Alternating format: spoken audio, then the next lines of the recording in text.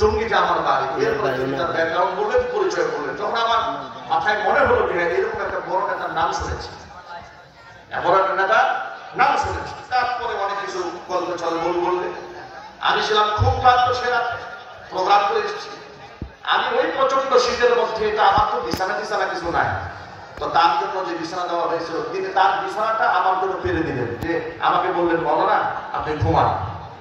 তা আমি শুয়ে প্রচন্ড ঠান্ডার মধ্যে শুয়ে ঘুমাই গেছি। আমি ঘুমের ফাঁকে একটু তাকাই দেখি উনি আমাকে ঘুম পাড়ে রেখে তাহাজ্জুদের নামাজে বসে বসে আল্লাহর কাছে কাঁদতেছে। এই একটা দৃশ্য দেখে তার প্রতি আমার এমন ভালোবাসার জন্ম নিল যে নির্ঘাত একজন আল্লাহর ওলি পেয়েছি, আমি তার সেবা করবো ইনশাআল্লাহ। আমি বসে গেলাম। যখন ফজরের ওয়াক্ত হয়েছে, প্রচন্ড শীত, ফেব্রুয়ারি মাসের 8 তারিখ 2018, খুব শীত। আমি যখন তিনি ওই নামাজের ভিতরে ছোট্ট একটা ওয়াশরুম, সেখানে তিনি বসলেন। ওয়াশরুমের জরুরত সাথ থেকে তিনি আর খুব উঠে দাঁড়াতে পারছিলেন না, এত দুর্বল হয়ে পড়েছে। তো তিনি আমাকে ডাকলেন, বাবা আমাকে একটু ধরো, আমি দাঁড়াতে পারছি না। আমি তাকে গিয়ে, ভারী মানুষ, একা একা উঠাতে খুব কষ্ট হয়েছে। এরপরে তাকে উঠালাম, ওযু করালাম। উনি বাকি সময়টা নামাজে কাটালেন, তাহাজ্জুদে কাটালেন, জিকির আজকারে কাটালেন, তাসবিহটা আদায় করলেন। খুব শ্রদ্ধা লাগলো, ভালোবাসা লাগলো তার প্রতি আমার এই দৃশ্য দেখে।